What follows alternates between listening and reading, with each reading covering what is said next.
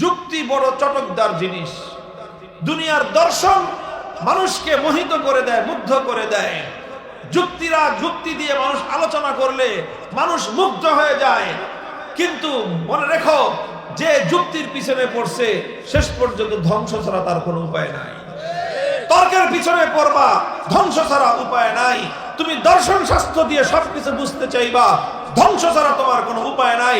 বিজ্ঞান দিয়ে তুমি যদি সবকিছু বুঝতে চাও, তোমারও ধ্বংস ছাড়া উপায় নাই।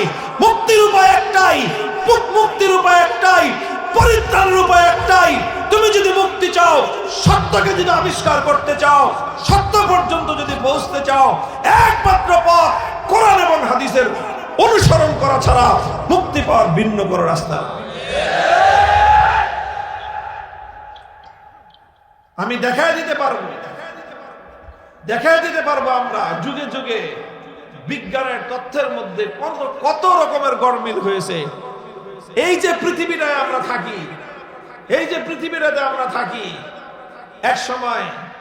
এক সময় বৈজ্ঞানিকরা বলতো যে পৃথিবীটা ঘুরে না, পৃথিবীর চারপাশ দিয়ে সূর্য চন্দ্র ঘুরে। এরপরে আবার সেই থিওরি বৈজ্ঞানিকরা চেঞ্জ করছে। তারা বলছে যে না, চন্দ্র তার আপন জায়গায় থাকে, পৃথিবী তার চারপাশ, সূর্য তার আপন জায়গায় থাকে, সূর্যের চারপাশ দিয়ে পৃথিবীটা ঘুরে। একবার কয় পৃথিবী ঘুরে, এরপরে আবার আরেক দল বিজ্ঞানী বলে সূর্য ঘুরে, এরপরে এখন এসে বলে যে চন্দ্র ঘুরে, সূর্য ঘুরে, পৃথিবীও ঘুরে, সবাই ঘুরে। বিজ্ঞানের থিওরি একটার পরে একটা পরিবর্তন হতে থাকে, কিন্তু আল্লাহর কোরআন 1400 বছর আগে যা বলেছে আজও তাই বলছে। 1400 বছর পরে একই বলবে। 14,000 বছর যদি দুনিয়া টিকে থাকে, আল্লাহর কোরআন যা বলেছে, আল্লাহর নবী যা বলেছেন, বিন্দু বিসর্গের পরিবর্তন করতে হবে না। এটাই চূড়ান্ত সত্যের মানদণ্ড। কোরআনের সাথে যেই কথা মিলে যাবে সেই কথা সত্য, কোরআনের সাথে যেই কথা মিলবে না সেই কথা মিথ্যা, অবাস্তব কথা। এই জন্য ইমাম বুখারী রাহমাতুল্লাহি আলাইহি উম্মতকে এই শিক্ষাটাই দিয়েছেন যে উম্মত গতি যদি সঠিক রাখতে চাও, গন্তব্য যদি সঠিক পর্যন্ত পৌঁছতে চাও, জীবনকে যদি সত্যের গন্তব্য পর্যন্ত পৌঁছাইতে চাও, দুই জিনিসের উপর নির্ভর করবা। কয়টা? তারাকতু ফীকুম আমরাইন লান তাদিল্লু মা তামাসসাকতুম বিহিমা কিতাবাল্লাহি ওয়া সুন্নাত রাসূলিহি। যেটা আল্লাহর পয়গম্বর বিশ্ব নবী মুহাম্মদ আরবি সাল্লাল্লাহু আলাইহি ওয়াসাল্লাম জীবন সায়ান্নে বলে গিয়েছেন, আমার উম্মতরে আমি তোমাদের কাছে দুটি জিনিস রেখে গেলাম, যতদিন পর্যন্ত এই দুই জিনিসকে তোমরা মজবুতভাবে আঁকড়ে ধরে থাকবা, ততদিন পর্যন্ত পৃথিবীর কোন শক্তি তোমাদেরকে পথভ্রষ্ট করতে পারবে না। এক নম্বর হলো আল্লাহর কিতাব কোরআন কারীম, দুই নম্বর হলো আমার সুন্নাত হাদিসে রাসূল।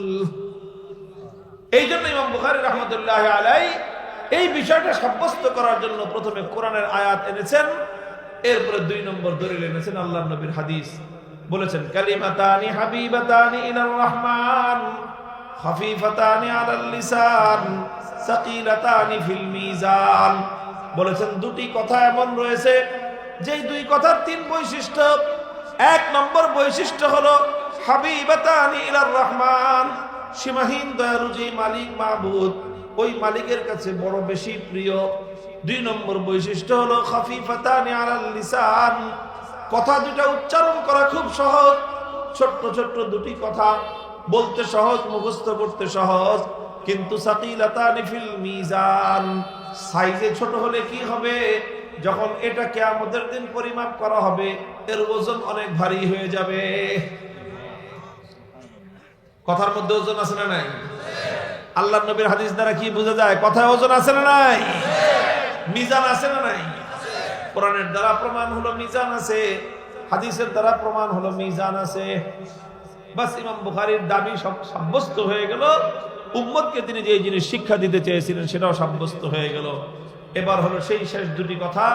একটা কথা হলো সুবহানাল্লাহি ওয়া বিহামদিহি, পড়েন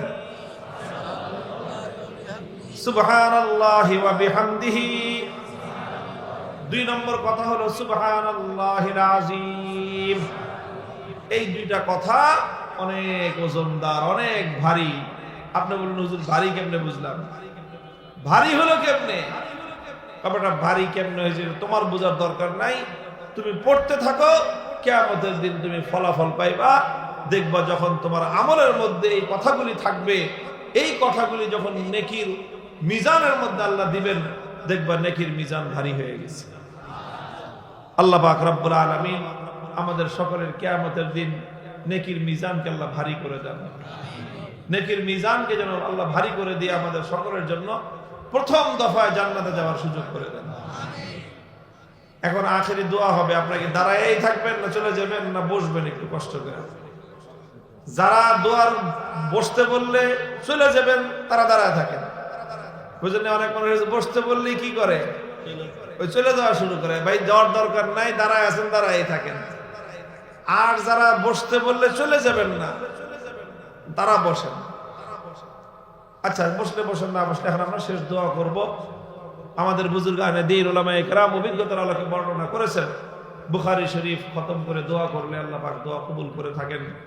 বুখারী শরীফের মধ্যে অনেক আয়াত, কোরআনের আয়াত আছে, নবীজির শুদ্ধ শুদ্ধ সহি সহি হাদিসগুলো এখানে আছে। এগুলোর বরকতে আল্লাহ পাক দোয়া কবুল করেন। আমরা এখন একটু দোয়া করব। আমাদের এই ছেলেরা দেখেন তাদের বাপ মারা তাদের সন্তানদেরকে কলিজার টুকরাগুলিকে পাঠায় দিয়েছেন কোরআন হাদিসের ইলম অর্জন করার জন্য। তারা কোরআন হাদিস চেষ্টা করছেন, মেহনত করছে তারা 10 বছর 12 বছর। তারপরে পূর্ণ যারা একেবারে মক্তব থেকে পড়ছে সেখান থেকে তো একেবারে প্রায় 16 বছর তাদের পড়াশোনা করে এই পর্যায়ে এসে তারা উপনীত হয়েছে। তাদেরকে নিয়ে 16 বছরের পড়াশোনা সমাপ্তি ঘটতেছে আজকে। এটা অনেক বড় একটা ঘটনা। এই সকল ছেলেদের জন্য, বাচ্চাদের জন্য আমরা দোয়া করব, আল্লাহ যেন এদেরকে এদের পিতা মাতার চোখের শীতলতা, অন্তরে প্রশান্তি বানায় দেন।